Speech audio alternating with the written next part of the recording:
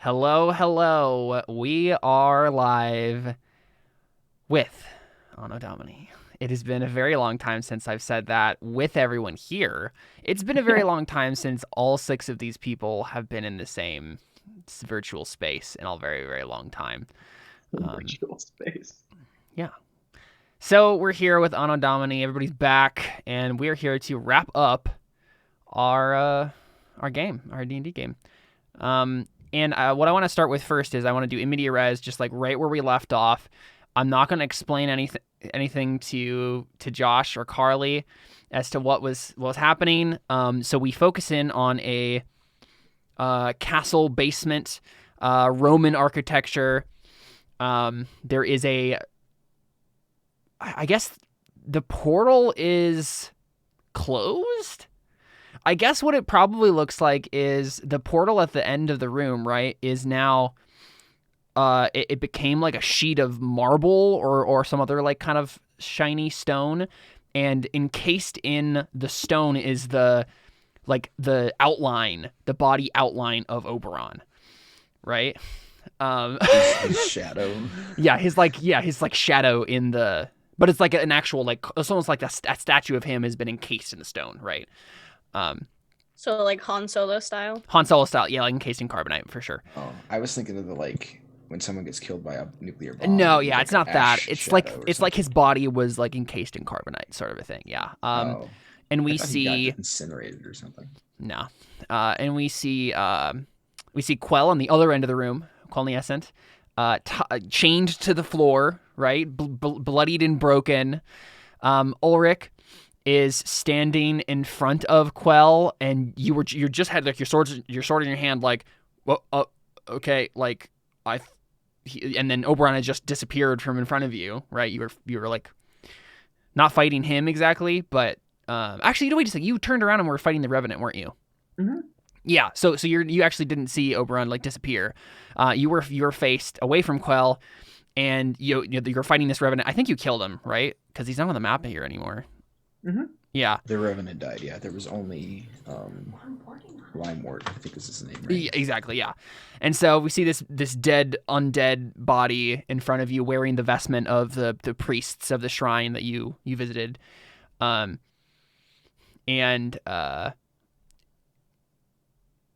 we also see Erastus, of course, and he was also fighting the Revenant, but now the Revenant is dead, and so he turns to face Skylark Limewort, the Fae that swore eternal vengeance on him and appeared in the middle of this combat to have his revenge, his very, very dramatic revenge. Marmaduke is nowhere in sight. You guys saw Marmaduke by the portal, and then he did something, and then he vaporized, and Oberon got encased in the portal. But it's almost as like Skylark did not even pay attention whatsoever to what was going to anything that had just happened to Erastus, and he's still like fighting you. So what do you do? I mean, you can try to like. Well, go ahead. I probably haven't noticed either because I'm trying to fight him. Mm-hmm. Honestly, like. I mean, if I was facing towards Marmaduke, so seeing him vaporize, yeah. I'm probably assuming he just died. Yeah. I don't think there'd be a reason for me to assume that he ascended to deity. Well, there you go. You just gave it away. Oh, shoot. Again? Connor was gone for the... Yeah, we're not going to tell anyone anything. Yeah, the surprise. The surprise about it. Josh just done. I think Josh Again! Every character! In every RPG! I don't know why he keeps making it an option. So Josh, that was a surprise. It was no surprise. Yeah. Actually, just what always happens. I keep forgetting what kind of character Marmaduke is. Yeah. But it's a Jerry character. I should know. Yeah. Oh my goodness. So Erastus, I mean, my main question, right, is do you keep fighting Skylark, or do you try to like talk him down at this point? No, I mean, I owe him at least enough to. I at least owe him enough to beat the crap out of him. So. Okay, sounds good. Well, let's do this. It's your turn next. Okay. I mean, I'll probably just smack him a few times, I guess. So yep. Let's see how that goes. Am I not? I'm not at roll 20. Sorry. No, you good. Am I not on the screen where their combat is currently? I think you should be. Maybe you're not in the right spot of it though. It's all black, so I think you've got me behind a wall or something. No, it's just that you don't have a token. Okay. But it doesn't honestly matter at this point, so I'll just take off. Will I be able to see his rolls or something? I want to be able to see what's going on. Yeah, there you go. Without tuning into the stream. There you go. All right. Cool. Here's an attack. I get a 29. Does 29 hit him? It does, yes. Okay. Also, we see Erastus with a very different sword. We also see Ulrich with a very different sword. It's not his wife's sword. So, Josh and Carly's characters just kind of appeared, or what? No, they're not here right now. We're just finishing up the Skylark sequence. Okay, gotcha. Misses, right? Gotcha. I just wanted to see what's going on. 13 misses. So he takes 14 radiant damage. Yep. Sounds good. Okay, he's gonna. Also, I still have protection against Fey and stuff, so he's still at disadvantage. True. Yeah, disadvantage. Okay. And he has to get a 19. 21. Peyton in chat says, "I have been waiting for this moment for what feels like forever." So disadvantage. Yep. 19, 18, 25. I guess only the 25 hits. Wait, why do you have 3 rolls? Because he has multi attack. Right. Should there be 4 rolls? 2 with disadvantage? No, remember that's the 2 numbers next to each of the rolls. Wait. Oh, what do you 3 numbers? That's why I was confused. Yeah. 19, 18, 25 are the numbers that he actually got. With the disadvantage. And so one of those hits, which is 13 slashing towards you. Oh, he's making 3 attacks. I thought he had 2 attacks. Okay, sorry. Nope. I was confused. Yes. So just the 1 hit. So 13 damage. Okay. Yep. Then it's you again. Okay. Oh, actually, wait a second. It would be Ulrich. If Ulrich wants to bump in here. No. Do you let them duel to the death? Yeah. If he tries, I'll be like, dude, this is a thing. Don't worry about it. You don't want my help? No. I honestly don't think that he believes that this guy will even kill him if he wins. He might, but he doesn't believe that, I don't think. So. Did you take the 13 slashing, Erastus? I did, yeah. Okay. Sorry, I did it on You're good, I just didn't notice. So yeah, what do you do, Ulrich, instead? I mean, I probably motion to help Erastus, and then when he says, like, nah, I'd probably just go over to Quell. Oh, yeah, that makes sense. I'm like, bro, are you okay? But yeah, as you Don't move, say bro. Yeah, as you move away, Scarlarker's like, yes, this duel is between me and Erastus Camber, the one against whom I have sworn eternal vengeance. If I do not... I whispered to Quell, can you just like finger of death him or something? So I mean, you don't have to make it seem like, Yeah. Like maybe Erastus did it, like... Quell looks up at you as and... he's swinging his sword, just disintegrate him, and then, it'll be like... Quell looks up at you and kind of smiles weakly, and he says, it's good to see you, Ulrich. Good to see you, too. Dad. Can I call you Dad? Are we at that point yet? Because I really feel like you're my dad. I am not your father, Ulrich. That honestly makes me a little uncomfortable. Oh, well. Maybe a crazy uncle?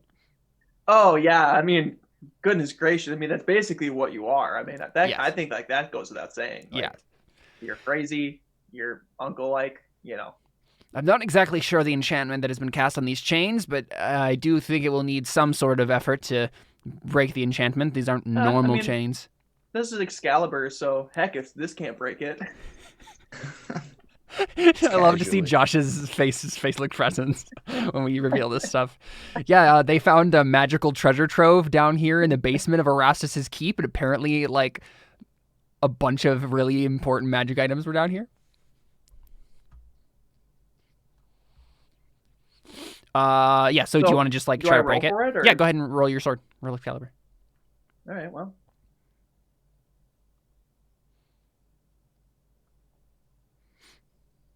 You want me to do, like, damage, or is this just, like, just go ahead and roll it like you had an attack roll, yeah. Well, what I meant was, like, after I roll it, you're going to be like, roll for damage to see how much damage you do to it. So 15. Yes, I mean, like normal attack rolls, it's not necessarily even that you don't hit it. It's that you don't hit it hard enough to actually break through it, at least this time. So you swing at it, and it seems to chip it or whatever, but, like, it doesn't actually cut through it. Okay. Do you have extra attack there, right? You have another attack. Oh, Yeah, I so go do ahead have and an go extra, do it again. yeah. Yeah, you're good. You're right. How about we just make that 29 the second roll? I mean, that would just be... No. All right, 17. Sure. Yeah, I think it's good enough. Go ahead and roll damage. I just want to see how much you get. Yeah, I just kind of arbitrarily based on the number. Yeah, I think it's fine. Yep. All right. So you cut through it, and Quell like sighs as like obviously some magical weight has been lifted off of him. And I swear, if he does something evil right now, I will cry. But that sword is plus 11. Yeah. Yeah. That Well, sword is it's not plus 11. It's not a plus 11 sword, but I have plus 11 while Yeah, using it's a it. legendary, so they're plus 3. All of the weapons we found are legendary. Yeah. Plus Okay. 3 level. So like mine is. Oh, plus I found 11 as Thor's well. hammer too, by the way. If you wanted Yeah. to.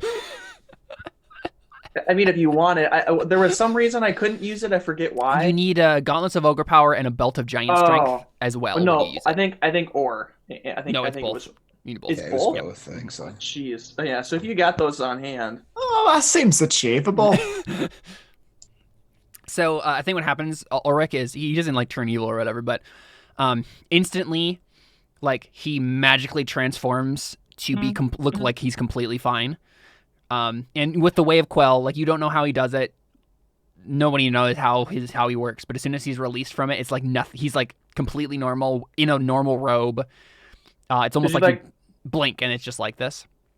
Did you just like start cracking jokes again, or? Pretty much, yeah. I think he just like dusts off his robe and then suddenly there's a crow. His crow is on his shoulder again, and he says, "Well, that was an interesting adventure." And then we'll cut back to Erastus's turn. So I also, before I take my turn, I should have spent my reaction to make an attack against him since he hit me, and that's what this sword does. Yeah, it's fine. I've only had this sword for a session. Okay, yeah. Thanks. So here's that attack. Nice. Here's that damage. It's 18. Your sword All right. in Celestial says, "Huzzah!" Awesome. All right, now I'm going to make my actual attacks. 24, 12, 28, 12. Wow, nice. If he's still up after the second one, He is. I saw Oberon die, so I'll... I mean, I'm not trying to murder this guy, so I'm not going to, like, incinerate him, I guess. I won't smite him. Never mind. So technically you're doing non-lethal damage with this stuff? Yeah, I mean, I think the way it works is when I beat him, I'll tell him, I'll say that I want a non-lethal, right? That's how that works. Okay. Sure. Yeah. All right. He's going to roll. And he seems to be obviously hard pressed. He's just like, well, you seem to have improved since we last fought. Yes, I've just conveniently acquired an incredibly powerful weapon. 13 slashing. And then back to Ulrich. Oh wait, I mean I'm gonna spend my reaction to attack. Oh right, yeah, go ahead. Sorry, I forgot you had it again. Fine. Yeah, I forgot too since I just used it. So 20. Yep. 16. Not dead. Okay. So I take yeah. So 13 I mean, more. what's his face? Quell, looks at you, Ulrich, and basically says, "Well, that was an interesting adventure." Heck yeah, crazy Uncle Quell. Now, I'm literally holding Excalibur. Now, yes, I noticed that on my way down here. For some of you long-running fans, you might have thought I was going to say literally Fenrir, but I didn't. I said literally Excalibur. One's gonna get that. Honestly, I think Peyton's gonna get it. Yeah, I think Peyton will. Mm-hmm. For He's watched every long-running video fan. I think I've ever done on this role-playing game stuff. So, yeah, he says, yes, I noticed that on my way down here. Fascinating little place Erastus has. I don't even think he knew it existed. Yeah. I mean, I certainly didn't. Yeah, I mean, yep. I think real quick, what do we do here? before the turn ends, I think he asks you, like, so how exactly did you find me or know any of this was going on? How did we? You broke into Quell's tower for the second time and used the magical orb that he'd said never to use ever. Just a hunch. Do you want to make a deception check? No. I mean, you I have don't. No, to make I a don't. I deception don't really want him to. Okay. I'm not trying to. I'm just. He can know that I'm lying. I don't have to tell him the truth because Sure. of a failed deception roll. I'm just saying. It's just a hunch. Yeah. So he just smiles at you. He says, "That's Unless my you boy." want me to make a deception No. roll just to see if he's convinced. No, that's fine. Okay, because I'm not really. I'm just. Yeah. That was mostly for a joke anyway. That little exchange anyway. So Erastus is you. Yoki. This time I'm gonna spend 25 points of lay on hands, and I'm gonna heal Probably myself. smart. You have 8 hit points left. And if he doesn't go down this round, I will. So put that down to 0. Figure out what this would be. 33. Okay. So I'm back up to 33. All right. Now it's his turn. I think. Hold on a second. I feel like I have a bonus action thing somewhere that does a thing. Bonus actions. No, I don't. Never mind. He can't help but hit at least once. Well, yeah, 1 hit. Yeah. 9 damage. Cool. All right. I'm gonna attack him now. Okay. Well, let me do the damage first so I don't forget. 9 damage is 24. You use your reaction again. Yep. 12. He is down. Yay. All right. Yeah. So I think I just sweep the blade out of the way and I just like clonk him in the head with the hilt of the sword. And then. Do you want to take his stuff again? What is he wearing? He's like basically the same thing, right? He just made another pair of bone armor and bone sword. He just made another version of it for himself. Gotcha. I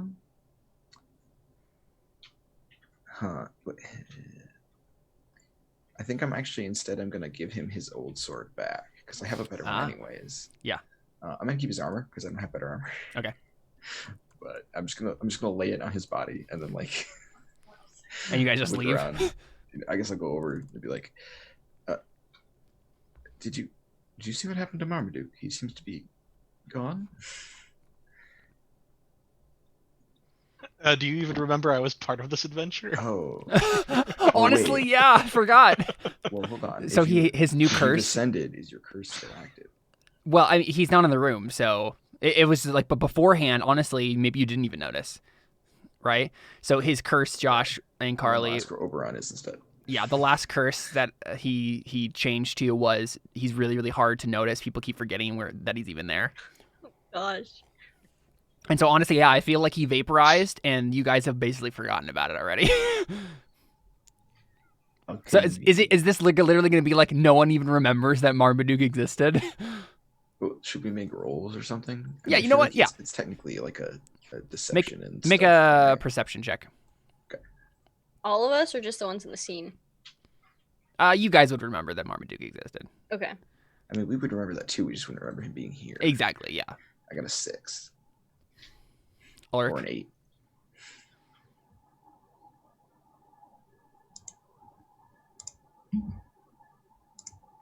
perception. Double 14. That's a 28. Nope, that's not how that works. So yeah, I don't think either of you think about it right now. It's not like you really forget that he was even here, but you probably don't think about it at first, and you probably just talk as if like he wasn't in the room. But yeah, I mean, since Oberon I'll is ask where Oberon encased. is. Yeah. Oh yeah, we can see him. That's right. Yep. Okay. So then, yeah, I guess I'll see him like, oh, when did that happen? Did you do that?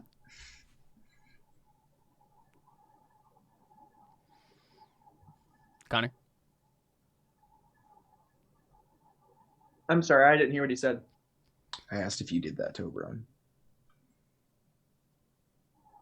Oh, in the portal, as in Yeah. like he's petrified? Yeah. Heck no. Yeah. Unless Excalibur is doing some stuff on his own. Quell shakes. I Quell pull shakes out my his- other sword. Delia, did you do that? No, I didn't. Well, Yeah, and then Quell says, "No, I don't think Excalibur does that." And then he walks over and he's like, by. Can I cut its head off? I got no. Statue. It's kind of like encased in carbonite, basically, right? So it's like inside, like kind of halfway in the stone, and the stone's like rock hard, and even with like as if like your sword wasn't magical. As most stones are, rock hard. But yeah, I mean, I think Quell goes over to it, right, and basically says like, "Goodness gracious, he actually did it." Not Oberon, of course. He's dead. Marmaduke. What? Marmaduke was here? The ascension ritual happened. Or at least one. This was one of the various ways that I figured out how to ascend to godhood. Blood sacrifice, using a portal. Specifically this kind of portal. So basically a well of many worlds. A very, very powerful magic item that can transcend dimensions. Goes through any of the cycles, actually. Does this portal still work? I poke like the area around it. Oh no, totally deactivated now. All right, hold up. Well, you've been trying to figure out how to become a god? Oh, just because I was curious, not because I wanted to become one. Oh, all right. Yes, I'm sure that makes more that's the sense. reason. Hey, you watch it. At any, You're talking about crazy Uncle Quell. Sorry, I mean, I think you've just proved my point. So at any rate, are you trying to tell me that Marmaduke is he ascended to godhood? Yep. Well, that's bad. And on that note, we're gonna cut to Marmaduke. So last time we picked up with Marmaduke, right? We went into the whatever, the cognitive realm or whatever it is, right? Like this weird kind of shadowy mind place, and a woman, like you saw a man and a halfling discussing ascension in this like weird mind space, and they were basically talking about one of them becoming or the human becoming the god of death, and that's the one you were trying to go for. And so you were like, oh no, I'm gonna reach for it, I'm gonna try to do that myself.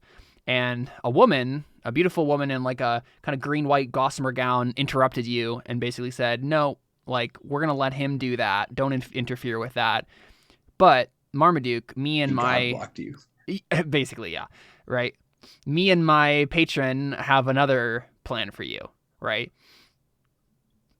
So we talked about Marmaduke ascending to a different aspect. Give me 1 second. Sorry. Good. Thanks, Connor. Thanks for subscribing with Prime. I'm actually really, really close. I think I'm like $5 away from actually getting a payout from Twitch. Oh, nice. Like they only do it if you have $100 up, in there. Right. So it helps, Connor. Thanks. Appreciate it. Yeah, you're welcome. I tried to do that like years ago, and I finally jumped on Twitch. David, subscribe with Prime. Hey, nice. I was like, hey, I have an unused Prime. Okay, sorry. I'm back. There you go. I wonder if I can give myself a Prime subscription. I don't think I can. So Caleb, don't say that live. I don't think I can. I was I wonder if I have to report on my taxes. Well, so Jared, we talked about, right, like you ascending to a different aspect. Mm-hmm. Hype train. Nice. And I got another gift sub. Thank you, Josh. Given to Peyton. Yeah, I think, honestly, at this point, I'm probably going to get a payout now, so thank you. We'll get emotes. Anyway, Jared, Yes. we talked about you ascending to a different aspect besides death. What do you want that to be? Let's talk about like grand cosmological stuff. I don't think so. The way that the gods work in this setting is like there's aspects of deity, whether or not it's a piece of the natural world, a human emotion, a human virtue, whatever that is. And there usually exists one one aspect for each of those kind of things. There are general categories though, so it's not like there's a one for every possible combination of nouns and verbs and whatever. But do you have a particular idea? I know we had bounced around chaos. Yes. You want to be the god of chaos? I was thinking about that though, and I'm like, I'm not sure that this lady would want you to be the god of chaos. Oh, Hey, maybe she thinks he's easily manipulated. Well, yeah, there's that. What do you think is? Let's talk about this to everybody. What do you think would be the most interesting for Marmaduke to become? Basically, what has happened with this lady is basically a personification. The personification of wisdom in Proverbs is a goddess in this world, and she works directly for God, like capital G God, who right now basically has the aspect of dragons. He's reclaimed it from its previous owner, and is in some sense in the cosmology of this world. That's actually kind of what's happening right now. Is God capital G is kind of trying to reclaim some of these aspects. How they got split from him, I don't know yet necessarily, and people in the cosmological stuff don't know either. But that's kind of what's happening. And so this lady telling you like, hey, we'll give you a different aspect, has to feature into that plan somehow. So it had to be either one that they didn't want at first, one that was maybe dangerous but that you could control, so like chaos, that could work, or just maybe one they think that you would be harmless with. I mean, for one, he's had practice with chaos, and also I feel like if you have the choice between choosing who's ascending to chaos and having it happen randomly out of your control, it'd be better to pick somebody, even if you don't. I think it would be better to have someone who's like, benevolent chaos instead of evil chaos. That's true. Marmaduke, god of chaos, would in most respects be like a whimsical god of chaos. Yeah. Plus, he's just demonstrated that he's at least amiable, rather. Like, he's agreed to not. He didn't try to strong arm her and steal the death. So he obeyed her, and that's better than most people would probably do. That's better than I would have done in that position. Okay. So like, I don't know. I feel like it's a logical choice. Sure. Okay. Then my second question for you there is, I think this is going to change the cosmology of the world somewhat. As of now, there is no plane of chaos, right? The cosmology of the world works basically like this. There are 3 alternate planes that parallel the material world. They are the Feywild, which is the place of the body, the Shadowfell, which is the place of the mind, and the Beyond, which is the place of the soul. That's kind of the entirety of the cosmology. You also, being ascended to godhood, you also know that there are 373 other alternate Earths that kind of slightly parallel this one in some way, that also exist with their own parallel versions of the Feywild, Shadowfell, and the Beyond. Well, no, actually, that's probably not true. There's probably only one of each of those. But the what's it called? Peyton gifted one to another guy. Okay, wow, we're just getting a lot of subs in the chat today. Wow, thanks. But anyway, that's the cosmology I know of. I'm interested in what you would either change or add to that cosmology in some way. What would the introduction? Because I don't even know. I'm trying to think like who was in charge before. Why is the aspect of chaos not currently claimed? Was there even an aspect of chaos before this? Like I'm just kind of spitballing here. Do you have any ideas, guys? Oh no. He's the party god. That sounds like the same thing to me. Marmaduke, also ascending to godhood, you realize that Emperor was actually part of a race of horrific eldritch beings that live in the soul realm, the Beyond, and are currently using the souls of people who go there as fuel and feasts. Rude. So he's feasting off of my soul right now? I think you realize in a roundabout way he kind of was. Maybe that's why you had to 5 for your random. Because it wasn't the whole reason that you got. He had a chaos arm. What? Because of experiments done on him by Osmond Gage, He had a weird Right. chaos arm. Yeah. Well, what I'm seeing is normally you chaos magic or you wild magic on a 1. He wild magics on a 5, and I was wondering if that was because. Oh, that's true, because the chaos arm was actually the curses. That's what that was. That's probably true. Yeah. You had curses and Chaos. wild magic. Yeah, exactly. Yeah. There's so much going on with his character. I just You threw make all broken characters, Jared. I threw the pasta at the wall, and Caleb was just like, "I like it. I like suckling my pasta off the wall." Please never got say weird. that. That was a choice of phrasing. Please never say that again. I'm just describing what happened. Okay. So Jared, what do you think was happening, is going to happen with you in charge of the chaos now? Sorry, what? So if you in charge of chaos, of the aspect of chaos, what do you think would change about the cosmology of the setting?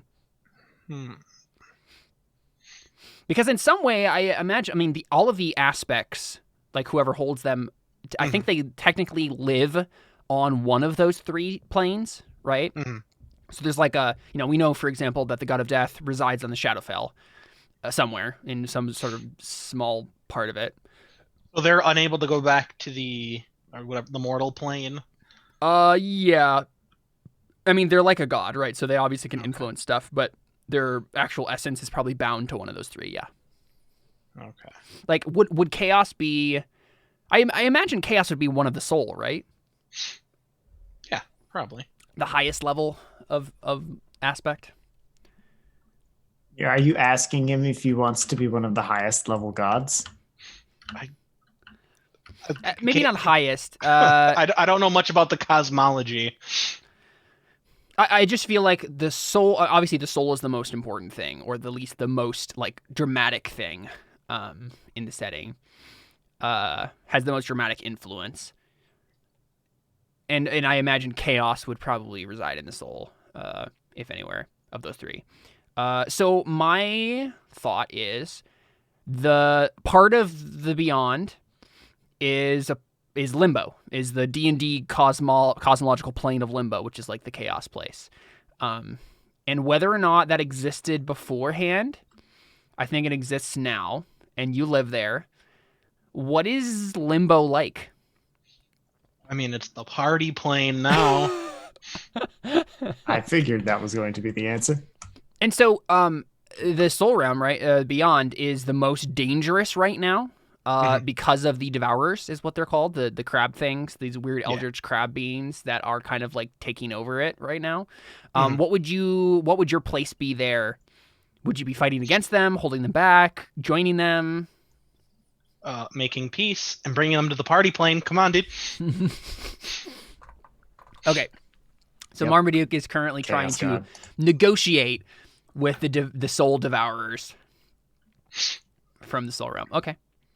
Sounds How good. does Emperor feel about this? He's probably okay with this. Can you talk to Emperor now that you're a deity? Oh, I've talked to him throughout the campaign. But like, does he talk back? Yeah. Occasionally. When the need suited him. You guys couldn't hear it, but The thing is, we mind melded. Yeah. The thing is, I feel like Marmaduke, you ascending to godhood, at least let you know that like bad things are happening with them. Mhm. So you at the very least are going to be more wary of them than you were before. Yeah. Okay, cool. I mainly ask because we're getting very close to the end of Terra Nullius. And once we finish with the end, I don't think this is necessarily going to super influence Terra Nullius. Might a little bit. But it's definitely going to influence the next campaign we do in this setting after Terra Nullius wraps, which I don't know if I've told you guys all this, but we're going to do an adaptation of Savage Tide in this world. So I'm going to run the campaign again, basically, adapted for this setting, and see what it's like with new players, with different players. So that'll be fun. Savage Tide was the one that y'all did. Our original D&D 3.5 Together. campaign. Yep. Mm-hmm. Cool. Back in the day.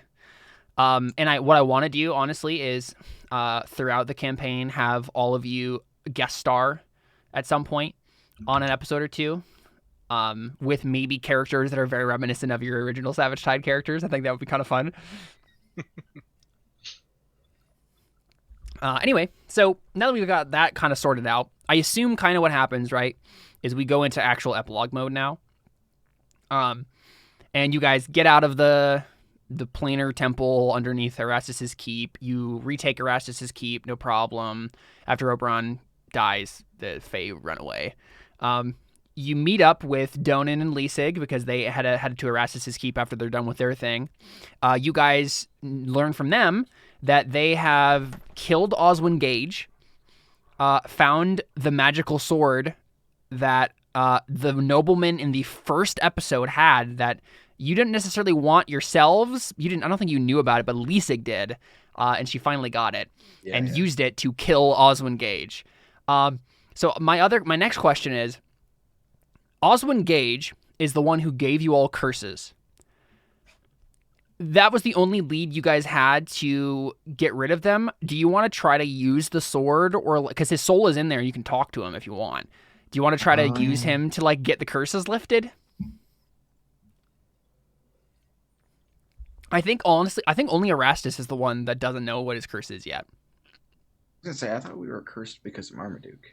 We are, yeah, you are, but it doesn't just go away. Marmaduke didn't just. Though, okay, honestly, Marmaduke, as the god of chaos, you can lift the curses from them if you want. What were they again? Ulrich's was every time he looks at some sort of mechanical contraption, he has to make a intelligence save, or he becomes nervous or fiddles with it. Basically, he has to fiddle with it, or he has to, or he becomes shaken.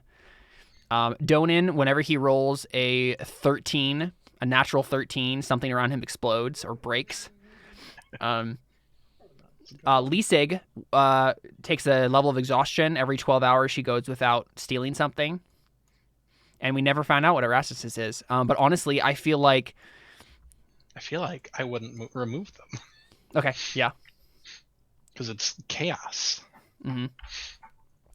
So at that point, Leisig, do you want to try to use? You wouldn't. Yeah. Do you want to try to use Oswin Gage in the sword to get rid of the curses? Yeah, probably. I mean, honestly, we probably can just have Quell figure that out. Yeah. I think what it is Quell talks to Oswin Gage, eventually gets him to relent and releases the curses. I think the thing that happens though before that is you guys are probably staying at Erastus's keep, right? And Quell probably teleports away once the initial situation is solved because he has things he needs to clean up and stuff, right? Especially now that we trashed his tower.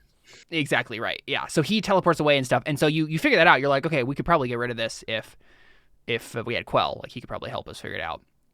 And you try to contact Quell, and basically what ends up happening is you say to meet Quell at a tavern, in the city. And what happens is you get to the tavern, and Erastus, you try to go in, and you're magically compelled not to. And you realize that your curse is you can't enter taverns / inns. Oh no. It's so random. I know. I just needed to actually have it appear at some point. But then Quell shows up and helps you fix it. So what other stuff did you guys want to for sure wrap up with your characters? I'll be honest, I don't remember much of what Donan's Honestly, internal motivations were. I don't know if he had any. I think he was pretty invested in the main plot. Yeah, right? Yeah, honestly. There were little side things where, but honestly, yeah, the main plot was really his deal. Yeah. My question here is, you guys have all inherited very powerful magic items. I assume you're not going to give those up freely. David's nope. Because also I think Donan gets the Hammer of Thor. Obviously, we rolled randomly for this, by the way, Josh. All of these magic items. Just here's a magic item table. How many? I just rolled 5 times. Yeah, and we ended up with Excalibur, Merlin's staff, which Marmaduke took with him into the Beyond. Well, so that we got a Vorpal sword that we decided was Excalibur. Yeah, Right? exactly, It yeah. wasn't Excalibur in the book. Yeah. Well, so the whole reason they were there in the first place, so this temple underneath Erastus's keep was a planner temple. Basically, how is this portal, and that was his whole purpose. And apparently, we figured out that because of random table rolls, I rolled on the dungeon room table for a planner gate, planner gate dungeon. That one of the rooms was like for trophies gained from going to places in the planner gate, and because I knew what the gate was and that it was mostly used to go to these alternate Earths, I basically just said, okay, we have like ancient Roman adventurers that literally just went to a bunch of different alternate planes of versions of Earth and found these magic artifacts and brought them back here to use as trophies to put them up here. And so you guys ran across those, and I rolled randomly on the table to figure out what was there. But yes, you have the Hammer of Thor now. You do need a gauntlets of ogre power and a belt of giant strength to use it, but I'm sure that Donan could eventually find those. That would be. I suspect he's on a quest to. Yeah. Well, you might not necessarily want to use it, but that might be a valuable offering at a shrine somewhere. True. Yeah, do you use it to become like a powerful priest in a shrine and like retire comfortably? It's possible. Oh goodness, I'm having to dig back a little bit into what I had been setting up for Donan because. Yeah, I mean, you go ahead and think about it, and we'll kind of go around everybody else. Let me mull on that because I think I might have a thread I want to pull here. Okay. Yeah. What about everybody else? Story to tell. So obviously, Erastus, you clean up your keep and get everything back into working order there. I don't know what happens with Limewort though. Oh, Limewort. Yeah. I mean, what do you do with him? I mean, I don't do anything to him, but I just leave him there. So okay. He can get up and do whatever he wants. But... Okay, so I think eventually he. I mean, if you literally just go into your keep and start cleaning it up and you stay there for a while, like probably what happens is he eventually wakes up and just walks upstairs, right? And he's like nursing a headache, and he walks over to you and he's like, "That was a very good fight, Erastus." Yes, it was very entertaining. Say, I don't suppose you'd fancy a job, would you? A job from my mortal enemy? How quaint. Yeah. Well, what is the job you offer him? It's like a soldier, like a bodyguard or a knight, something like that. He thinks about it. He's like, yeah, I say, like, after all, if somebody else kills me, how are you going to ever do it? There you go. Yeah. I think that cinches it for him. He nods and he says, "A very fair point. All right, Erastus, I will be your bodyguard on one condition. Mm-hmm. That if I do attempt to kill you at some point once more, you will not take it personally." I won't, but under one condition. You have to do it when I'm actually able to fight back and rested. You can't just, like, gank me after the middle of the fight. What kind of honor do you think I have, Erastus? Look, I'm just putting everything in writing, all right? Of course. And is that what you're saying, that you're making a pact with a fae? Because that never goes well. He's signing a contract with a human is what's happening. Yeah, but so I think what ends up happening here is he ends up twisting a few of the words of the contract, as all fae do. No, I know, but he ends up like negotiating with you on a few of the terms, and maybe they seem here. I'm gonna make a roll for him. I was gonna say, I feel like there's a roll involved in that. But I think what he's gonna try to do is he's gonna try to like finagle the terms slightly. Okay. Is this insight for me? Yeah. Okay. He may be a fae, but he's not good at doing this particular thing. So you catch what he's doing. Yeah. And he was basically just trying to like change some of the terms so that it would be that he would like inherit your estate if he kills you, sort of a thing. Like probably. Okay. Yeah, I think I'll like. If you let me, I'll catch him altering it and then change it such that it's like in my favor instead. So, but he doesn't notice it, sort of a thing. Yeah, like I'll write out any ability to, because originally the agreement was that he could fight my children and stuff. So I'll try and like write that out of the agreement. Right. Sure. Do you want me to make a check? Nah, it's fine. Okay. Well, so specifically, what you're trying to basically make it so that the Vengeance Pact ends at your death, Right. Yeah. But like natural otherwise. Yeah. Although I'd like to try and make it so that the Vengeance Pact ends, but not his duty to serve. Oh, okay. Yeah. I think for that, make a check of some sort, probably an intelligence check. Okay. Not like deception or. Yeah, it can be deception. That works. Okay. Yeah. And I'll roll for him, but I'm pretty sure he won't. He's not going to get it. So.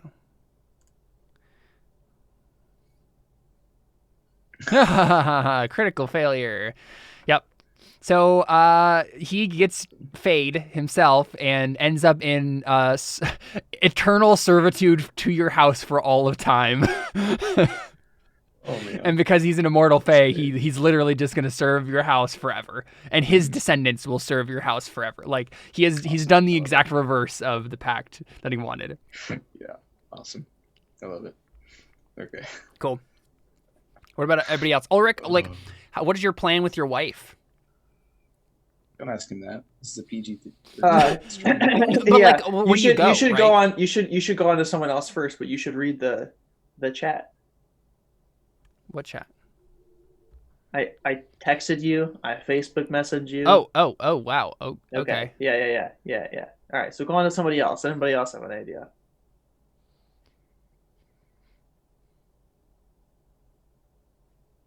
What the heck? I thought it was a cool idea. You can just say no, and I'll just think of something else. I mean, why? Why not? I don't know if there's any foreshadowing for this. Oh, I'm sure there's plenty.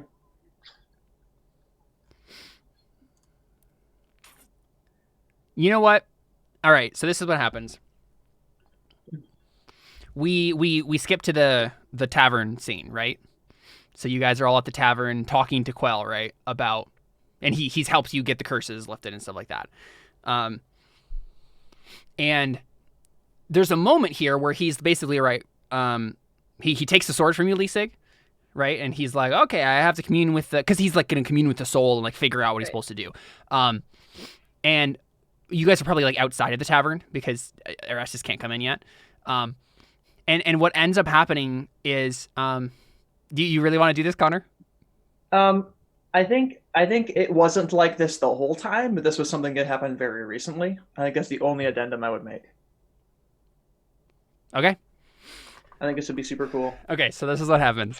Do you want to make me roll for it, or because I'm technically not rolling the same stats? I think you're fine. Okay. I think this is cool enough. I have a good idea for this. So what happens is Quell grabs the sword, right? And he starts to commune with it and tries to like talk to the soul Are you inside. going to be King Arthur and Cornelius as Merlin? Wait, can I ask something first? What did we determine happened with my mentor that was inside the You did sword? talk to him. What did you want to do with him exactly? Get her out? Oh, that's a bigger thing. That's what I wanted to do the entire I know. campaign. But wasn't your purpose to get her out so that you could get back into the druid circle? Yeah. Isn't this just like a one soul goes in, the other one comes out kind of thing? Wouldn't she have popped out when a different soul? No, this is actually a particular artifact that devours souls and becomes more powerful when it does so. Okay. Well, I'm just saying it would be really convenient story-wise if that was the case right about now, but that's fine. Well, because we actually realized there were two people in there, at the very least. Donan's mentor and Lisig's mentor were both in there. That's right. Okay. Yeah. Yeah, so I mean, who would you have asked about that, Lisig? You probably would have asked Cole about that too, right? Probably, yeah. Okay, yeah, I mean, he's probably gonna try to help you with that too, right? But first he's like, all right, let's figure out this curse situation. And so he grabs a sword and starts to commune with the sword. And right away, like he for just a moment, he's like, okay, and Oswin, are you in there, Oswin? Oswin, hello. And then Well, is the best character in the entire universe. And then his eyes widen, and he says, "You're not Oswin." And then Ulrich, what do you do? I take Excalibur and I cut off Quell's head It's rude. Roll your sword. Okay. You have to roll a 20 to cut his head off, right? Yes, it's true. Oh, so he's probably like CR 30. Take so- inspiration, Connor, because I mean this idea is very Wait. awesome. Has he gotten rid of our curses yet? Nope. Okay, I have a problem with this. I really wanted you to roll a critical. And those are 2 attacks as well. Goodness gracious. I mean, Hey, go. action surge, right? We've had a rest since Well, we've real been to this quick. tavern. Yeah, yeah. I have to like actually track the damage and stuff. Sure. I'm trying Can I to try find and Quell. stop Here we him? go. Like my curse? Oh, never mind. I can't get in there. I mean, if you haven't had a long rest yet, he's still on the verge of death. This is in the future. Okay, that means I had action surge as well. Exactly. Let's see. Quell. Rick, what have you done? Oh, so freaking close. Definitely gonna Okay, kill so you. 10, 11, 8, 6. What are you doing? Oh, but he's superior dice and all. Okay. How many superior dice are you spending? 4. That's how many I have, and that's how many attacks I made. Okay. Did they all hit? I assume. They did, yes. He doesn't have that high of an armor class right now, actually. Makes sense. Nowhere near to actually killing him. Really? That's so sad. He's a very high level wizard, Why are Connor. you surprised? So, I mean, that happens. You basically just attack him, right? What does this actually look like? Because you don't actually kill him. I was hoping he'd cut off his head, but no, I'll be really happy if Quell stays alive at the same time. That was, I don't know. Probably just stabs him in the back. Right, and so that's what happens, right? I think we can just ignore all of the attacks that you just made there, and let's just say that it was one attack, right, for narrative purposes, and you just stabbed him in the back, and sword comes out of his chest, right, and he's like, and you tear it out again, and he's just like pool of blood. Everyone, I assume you're all just staring at him like, what? I mean, I'm outside. Yeah. But... I guess everybody roll initiative. Should I roll initiative? Yes. I can't get in there. We'll mention that I still have homework I want to do tonight. I know. I was not expecting this to happen. Oh, I'm sorry, Way to Carly. go, Carly. I didn't realize you were trying to end this early. I mean, that was I was kind of told the this would be idea. an hour long, so Yeah. Well, we can just say I didn't do that. No, it's already happened at this point. There's no way we're going back from that. Well, Yeah, no, now I'm very genuinely curious what Ulrich's intention was. To be totally honest, like, if Carly needs to go, Lisa could be like going back to rejoin the Druid Circle, and then we can see how this goes. Like, she doesn't. But the whole point is I need to get my mentor out of the sword, so Yeah. I wouldn't So go. so the thing is, if That's true. What I mean, there's no way Ulrich fights all of these guys off and that's what I'm wins. thinking, right? So rather than doing a really boring battle where I don't have any spells and I should have spells, you know what I mean? Or I just pull out random spells for literally no reason and fight everybody, especially since Marmaduke isn't here as well. I feel like this would be a really boring fight. Connor, Yeah. and blinding light shines next to you, and a staff appears, and then you hear chaos on the breeze. It's gonna take Connor So- 15 minutes just to read the No. stat. So let's talk about this. Let's talk about what we actually want to happen here. So Connor, would you explain to us what's happening? Yes, please. All right. So I think probably at the tower. So like when we Yep. stopped playing all those years ago, Oswin Gage kidnapped Ulrich and put him in this sword. And or maybe he's not in the sword. He's not in the sword, right? No, he is in the sword. Yeah, that's He is in what the happens. sword. Okay. No, basically All right, what that's happened what is they must have switched bodies because Yeah. at least Donan did kill someone and put them in the sword, but apparently it was Ulrich, who was like made to think that he was Oswin. Yeah, so he's been disguising himself this whole time. And so when Quell looked into Sword, he was like, Ulrich's soul is in here. Like, what? Yep. Oh, wait. You're the bad guy? No, Ulrich isn't, but this is Oswin Gage, who kidnapped Ulrich and stuck his body in a sword. I'm confused. So he body swapped with Ulrich back at the magical tower. And so honestly, and like been using disguise self. Only last session has Ulrich actually been Oswin Gage. Yeah.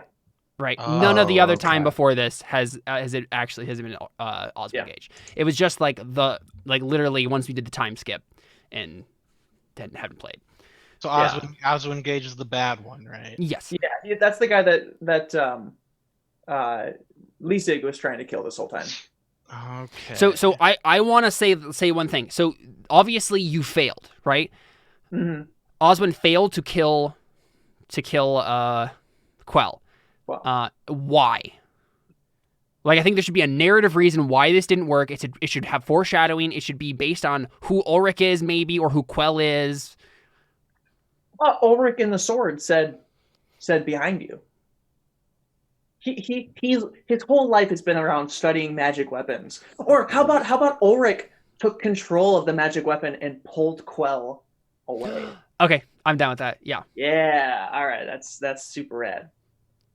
So he was like, so we get like this little scene where Ulrich is like, come on, and he's like inside the sword, like on a computer or something. There's like a hacking scene or something like that for like the audience. You know, it's probably a big abacus.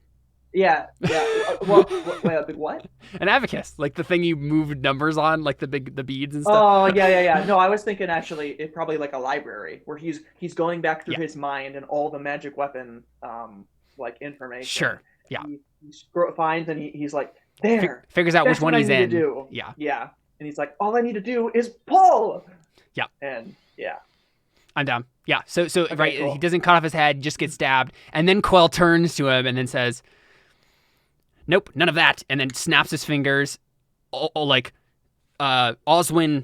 like Ulrich's face melts away, and it's Oswin Gage standing there before you all, and he's in this like miner's outfit, right? Has a pipe, and then he just like swears vulgarly under his breath, and then Quell just like incinerates him. I mean, it's Quell. Yeah, and the rest of you, like Orestes, Donan, and Lisa, you're just like, what? And then Quell like looks at you, Lisa, and says, It will only take me a second to fix all of this, and no. Actually, what he does, he doesn't incinerate him. He just stabs him with the sword, right? Oh yeah. Stabs him with a magic sword that devours his soul, and so he gets him inside. He's like, "Now you're going to tell me everything that I need to know." And we just skip ahead, and he fixes the curses. Ulrich gets put. Get his body back? Yeah, Ulrich gets put back in his body. Okay. Everything's fine. And I mean, Quell's high level wizard. You saved them. Well, actually, you know what? Yeah. You know what I think would be cooler? I think Ulrich, he can't. So his body is dead, and so they can't fully fix his body. And but he's attached to this magical weapon, and so what they do is they Quell studies Delia and figures out how to put Ulrich's body into Excalibur. You become a sword. And Excalibur and Delia then, or Ulrich and Delia are like the same type of thing. Yeah. Same type of thing now. And they I'm go down in super legend down as, with like, that. These swords that bind to people. I think Ulrich and Delia should, at least at first, be given to the same person, so that they can still like be married and like have that bond there. But who would that person be that would wield both of them? I mean, you could just, well, okay. So, despite the fact that I don't know how to say this without it being a really obvious innuendo, you could just wield each other, right? Like, right. Oh, that's true. You just switch, right? Switch off depending on what you need. What you do and is that would be an insane fighting tactic where the person in front of you vanishes, it turns into a sword, and then the sword materializes, sidesteps, grabs the sword that just materialized. Yeah, that's kind of amazing. Yeah. All you gotta do is tag team it, right? You wait till someone's at 1 HP, then you switch. Yeah, exactly. And, Oh, that's super cool. Cool. Yeah, I'm down with that. But then they would be like, they would go down in legend. Obviously, they're like immortal as long as the swords exist. So they would go down in legend as like the two swords that talk. I mean, a lot of magic items talk in this setting, but yeah. Well, but the two swords that really talk. The two swords who are actually people. Right. Yeah. That's the different thing here. The two swords that flirt with each other. That's what. They do more than that. That's right. That's right, Jared. That's right. That's what married people do. Anyway, so that is the kind of the Ulrich's ending here. So Quell, I mean, Lisig can help, or Quell can help you get your mentor's soul to do something. The problem is you don't have her body. What would be a plan here? Put her into a magic sword. That is like a negative outcome for everybody but Ulrich. Yeah. I don't think anybody but Ulrich would wish to be a magical item. Yeah. Let alone a magical weapon. Yeah. So Quell, I think, asks you, Lisig, what do you need her to do? Why do you need her to return? Oh, gosh.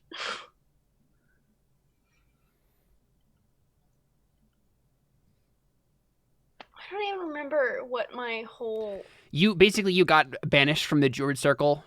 Right.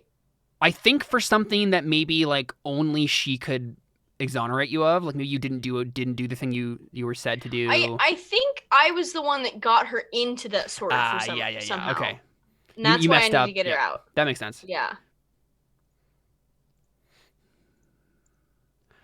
You know what? You know what I think we see? We see you and Quell travel back to the Druid Circle. You communion with the halfling druids, right? And we see you talking, and it looks like you guys come up with an idea, right? And we're just hearing music in the background. We don't actually see or hear the words that you're saying. And then I think Donan comes along on this trip for sentimentality's sake, and because you guys end up in the Feywild. You're walking through the Feywild, and you enter a grove, and you see a tree in the center of this grove. You see a young tree. It's kind of, it's like a sapling at this point. It is growing in the same spot. Like it's as if, like, even though Donan, like the big dead elder tree, was at the center of this grove before. I think it's gone now, and it's, even though you planted the acorn kind of like in another part of the grove, like I think just for thematic sake, what ended up happening in the grove is like the young tree took the elder tree's place, right? And is growing in the same spot magically, like just the way the Feywild is working. And we see this like young sapling growing, and Quell looks at you, Lisig, and then says, I imagine that your mentor will find this an enlightening experience. And then he's like whispers something into the sword, and then we see like this greenish spirit like just pop out and go into the tree, and become like one with the tree. And the druids, like the halfling druids around you, like nod and then says, "This is a good resting place for our sister." And then look back at you, Lisig, and says, "You've done good work. You've proven yourself once more. You are welcome in our ranks once again." Now the question is, does Lisig go back to her life? Or has she moved on? Yeah, that's what I'm thinking, right? Yeah. I think she felt like she had to find her mentor and help her, not necessarily... Like, I think she was telling herself the entire time that it was to get herself accepted again. Yeah. But I think it was just, like, I owe my mentor a lot because I got her in this situation.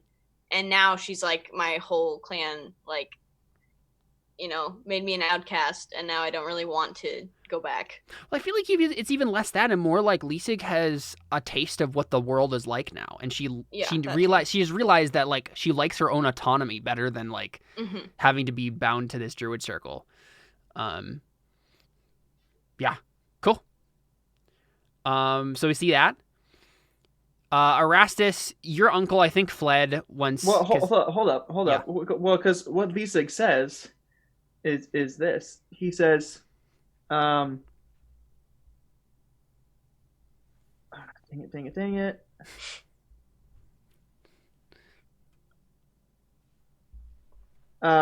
He says, or she says, I'm sorry.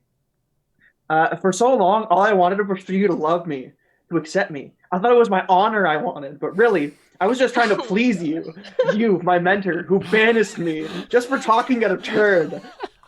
My mentor who challenged me, a 13-year-old halfway. I thought it was my honor I was looking for, but found that only person who could truly this is fun to see you have to adapt this on the fly. Yeah, I mean, basically, you are the one who regains your honor. You're the one who decides. Yeah. Nobody I'm can worthy give your once honor again. back to you. Yeah, honor is something you earn yourself. Yeah. So Erastus, I think your uncle runs away. The evil uncle that was stewarding for you, because he let Oberon in, and once that didn't go well, he's like, all right, bye. Yeah. What does Erastus's future look like? Like when he's like running his keep and stuff, does anything change? Yeah, right. Because beforehand, right, the Camber estate was like run down. Nobody cared about you. Nobody liked you. Nobody liked the Azamar that you were. But you also now have a cool planner gate thing beneath you and magic items and stuff. Yeah, basically I'm trying to think if there was enough character growth for him to be like, okay, I should start trying to do better and like. I mean, you also are the place. servant of Pongerban now too. That's true, because the other thing was like, he was always like, well, screw you guys anyways then. I forgot about Pongerban. Yeah, because like they were trying to help in like rule this area, and people just hated them because they were fallen SMR. They were ancient invaders, and so originally he was like, forget you guys anyways. And I don't know if he's changed at all necessarily in that dimension. But I guess I don't know. Does Pongerban have any input on that? You know what I think? Yeah, I think this is what happens. I think Pongerban shows up, and maybe like you've cleaned up your keep. You're kind of starting to run this again, and maybe you're feeling like you're in the same place you left off, right? Like you're like, okay, I don't know if anything really has changed for me. Yeah. Except that now I can probably kill any of the people that like give me a hard time. Right, but that's not necessarily the right path either, right? Yeah. So I think what happens is Pongerban shows up. You're probably like in your study or whatever, and Pongerban shows up in the window, right? And this like cat with two different colored eyes, blue and green, and it's sitting there, right? He's sitting there, and like before, he doesn't speak with words, but you kind of just get a sense of what he's trying to say to you. And it's like, follow me. And then it slips out of the window again. Okay, yeah, I'll follow him. Yeah, so he leads you like all the way like south quite a ways, like legit, like a travel, like a journey. And you follow him, and eventually you come back to the village that you found, that was overrun by trees and stuff like that you found Babington in, and met the Fae and all that stuff. And it's still like overrun by trees and stuff.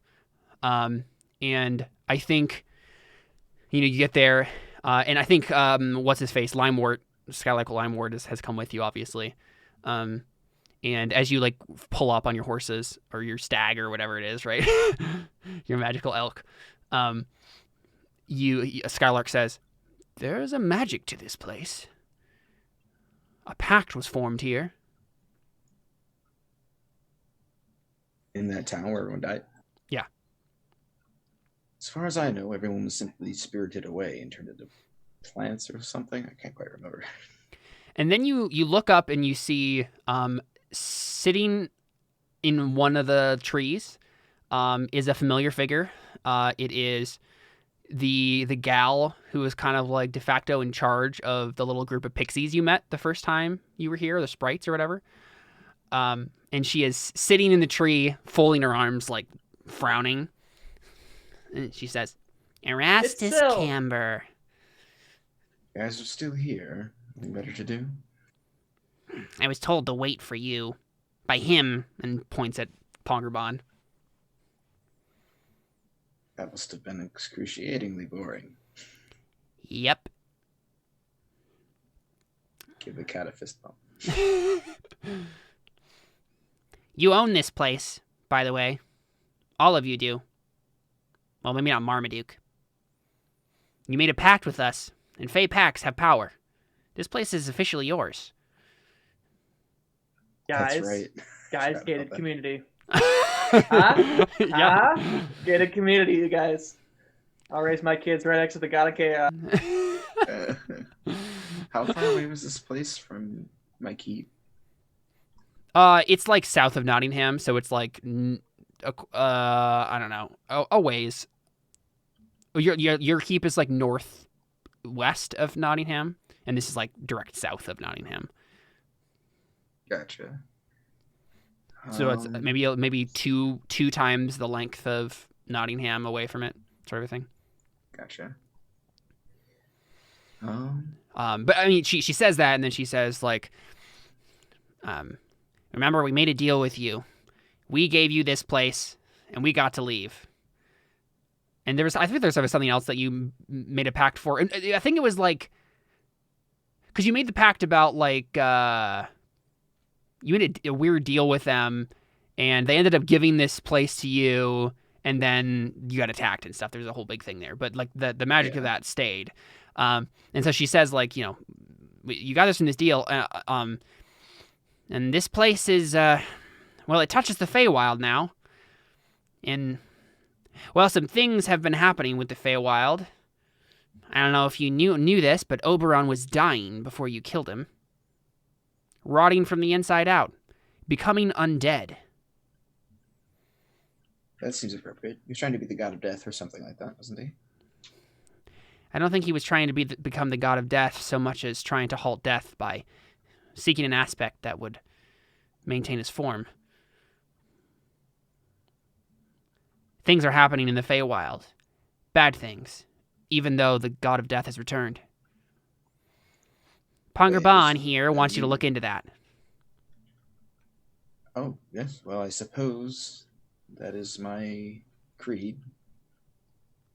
I have the Oath of the Crusader, which is a thing I made up. So crusading is his thing. Yeah, honestly, I think the crusade you are given is to basically like purge. So, and literally there was a weird thing happening where like Fae don't die, right?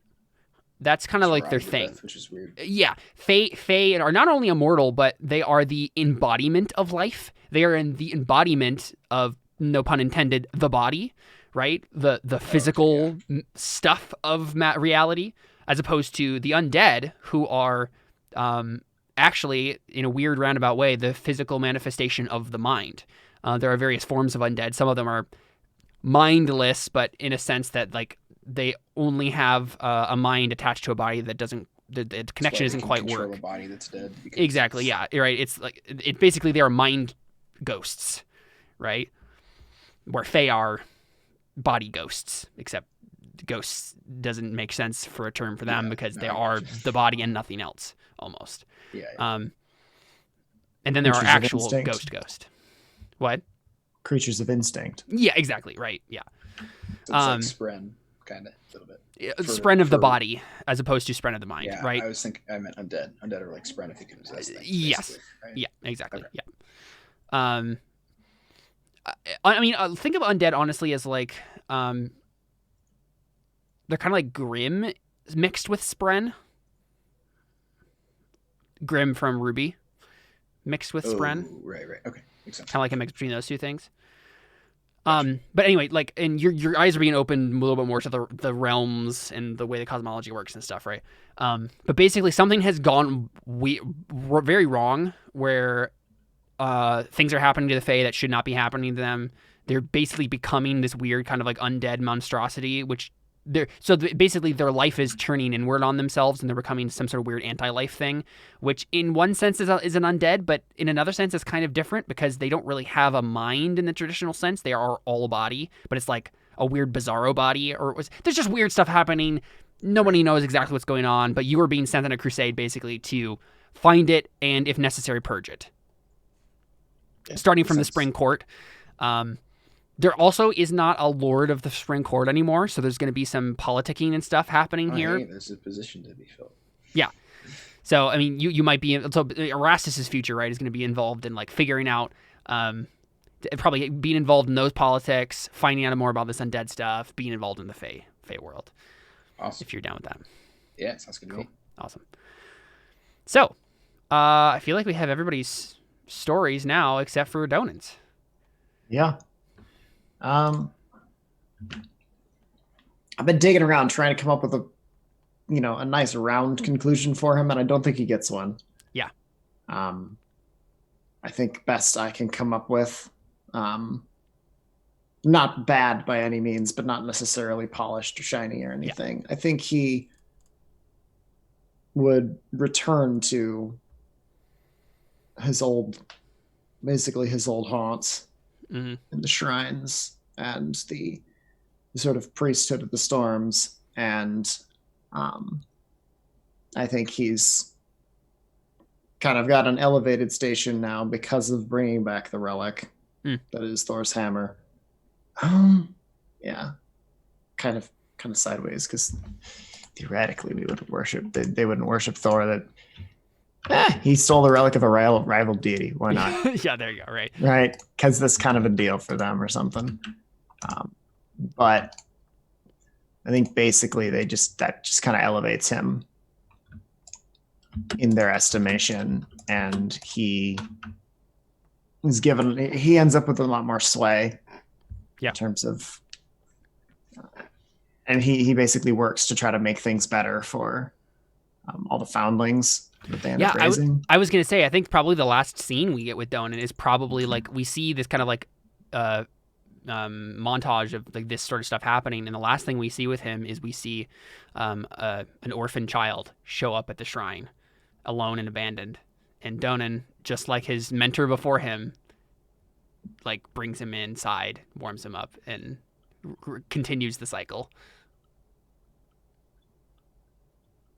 That's a perfect ending.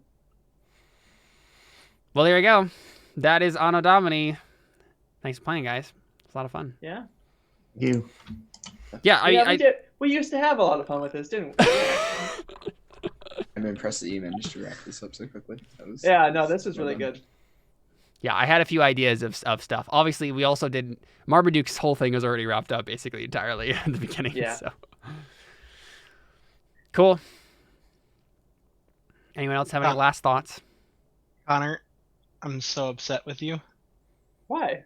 Because Caleb never attacked me. Okay, so remember that rock that I gave you, the rock of throwing? Oh, yeah. Yes. You know, the one I came back and gave everyone wacky gifts. I gave you the +1 rock of throwing. Yeah. I never. Caleb never attacked me with a projectile or a ranged spell, because it was cursed to whenever I was attacked with a ranged attack or spell, it would divert and hit you instead. Oh, that's no. Right. I remember you talking about that. It never once. No one ever ranged attack. There were so many things like that, guys, where like we had rolled on tables in the background and then it just never ended up coming up. Yeah. I mean, that's fine. It was so upset it never paid off. And the second we started the last session, I'm like, well, that's never going to pay off. No one's going to attack me this session. Yep. I'm basically invisible. Right. Yeah. Well, good stuff. That is Anno Domini. Thanks for playing, guys. Thank you. See ya.